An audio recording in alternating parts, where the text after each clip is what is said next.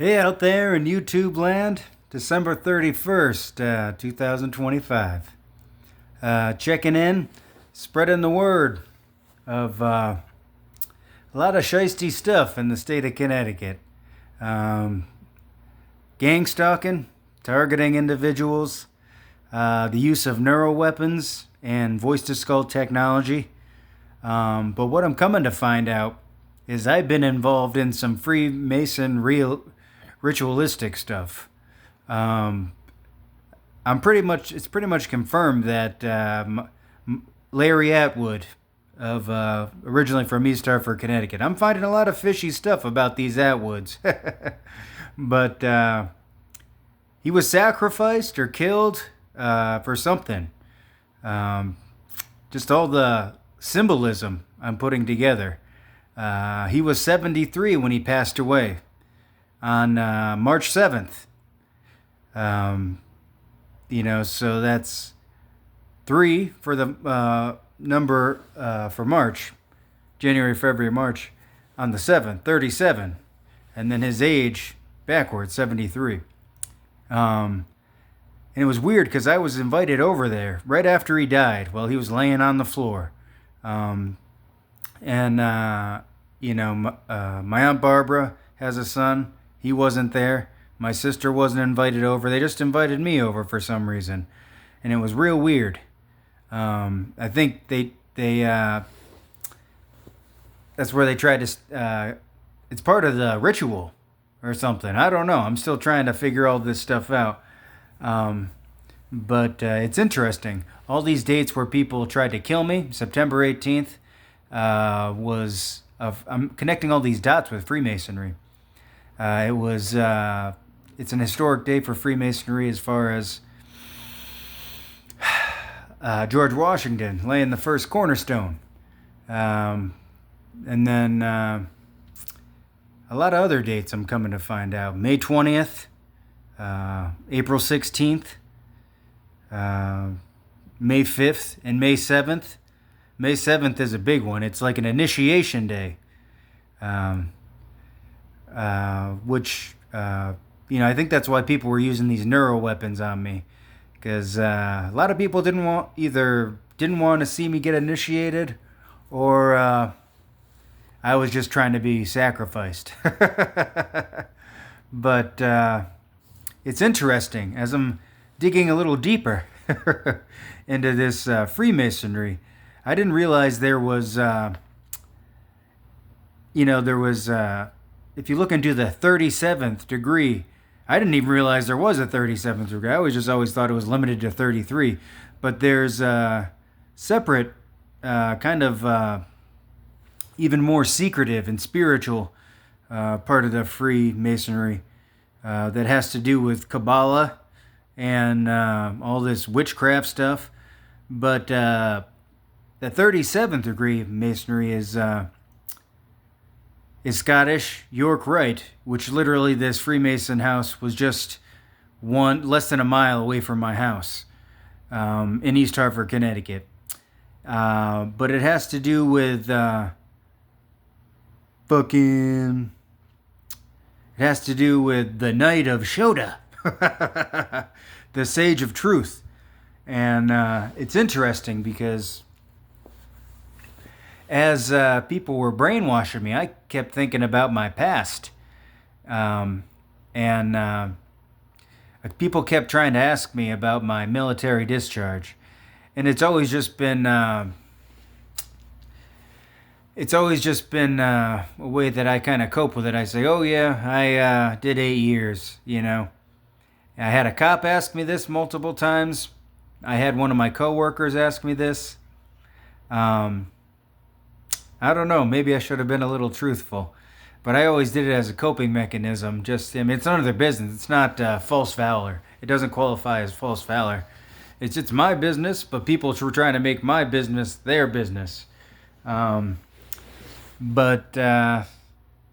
it's very interesting because the symbol for this Knight of Shoda, the Sage of Truth, is a triangle with an M right in the middle. with a purple background. The symbolism there is very interesting. But I'm finding that the town of East Hartford, a lot of people in it, and a lot of people in my family are involved with this Freemasonry stuff. And I believe that's a very big part of why I've been shunned from my family. They won't talk to me anymore. Won't tell me why. Fucking they're trying to make up false claims about me, which is fine with me. I'm very comfortable at this point because it is what it is. But I'm starting a new life for myself, proving that I can be perfectly fine without them. I've tried to reach out. They want nothing to do with me.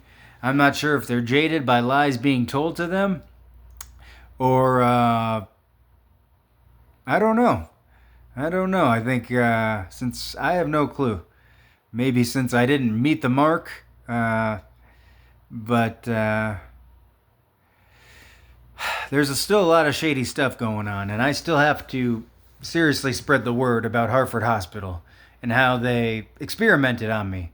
They hooked me up to this EEG machine, ran my brainwaves into artificial intelligence to try to just decipher my mind, possibly even look. There's, as I'm reading about it, they have the possibilities of actually turning your thoughts into picture form, which is very scary, and which one of the many reasons I'm going to be going back there to protest peacefully, but made myself be heard and let it known of, the human rights that are getting violated right behind the doors that a lot of people can't even seem to realize. But I feel like I'm a man on a mission now. I'm planning my return back to the state of Connecticut to make myself known, make myself heard, and to spread the word of corruption, of a lot of these cults and secret societies that and call out these gang stalkers and the organizations that were involved with this with me. I'm finding that my parents live right down the road, literally a couple miles away from a fusion center in the state of Connecticut. Also they have, I never even realized, but they got the same building holds the Connecticut Intelligence Agency. I never realized all this, but I guarantee you those were the people deploying. Well, I can't guarantee, but it's very much likely that these were the people deploying these neural weapons and the voice to skull technology. But Michael Christopher here, Michael Christopher Goldsboro, checking in, spreading the word that I'm a perfectly sane individual. I'm actually even more sane now that I realize what's been done to me. People have made me out to be crazy, schizophrenic, sociopathic. But I know I'm a perfectly sane individual with people just pointing the finger at me. And my civil rights have been violated by the East Hartford Police Department, state of Connecticut, state police, and quite a few other police agencies, which is very, very weird. It just gets me believing that a lot of these secret societies and Freemasons are within these organizations. But just checking in, spreading the word, showing that I'm not bipolar.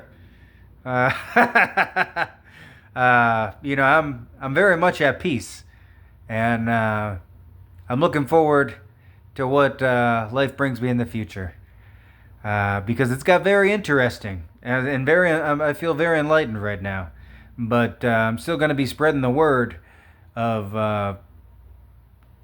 all this craziness, because it really is crazy, and unfortunately, I had to get to the age of 37 to realize this. But God bless and take care.